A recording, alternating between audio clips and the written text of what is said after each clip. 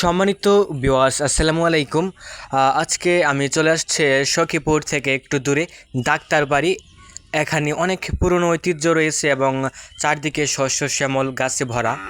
আমি আজকে আপনাদের ঐতিহ্য একটি দেখাবো, অনেক পুরনো ঐতিহ্য।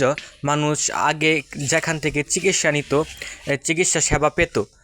বর্তমানে তো এরকম ঘর দেখা যায় না। আজকে আমি পেয়েছি, দেখতে পাচ্ছেন, মাটির ঘর। এখানে ৮-৯ বছর আগে এখানে ডাক্তারের চেম্বার ছিল, কিন্তু এখন বর্তমানে যে পিছনে দেখতে পাচ্ছেন বাড়িটি, এটি করে নিয়েছে এই মাটির ঘরে। আর এখন ডাক্তার বসে না, সেখানেই বসে। ভেতরের পরিবেশ দেখেন অনেক দিন আগে কেমন ছিল, এখন ভেঙে গিয়েছে। আগে এখানে রুগীরা আসতো এবং ডাক্তার তাকে চিকিৎসা দিয়ে সুস্থ করতো। আগে মানুষ কত অনেক কষ্ট করতে হতো, কোনো যন্ত্রপাতি ছিল না। সাধারণ ওষুধপত্র দিয়েই মানুষ তাদের চিকিৎসাকে নিরাময় করার চেষ্টা করতো। কিন্তু বর্তমানে যা আধুনিক প্রযুক্তি। সবাইকে অসংখ্য ধন্যবাদ।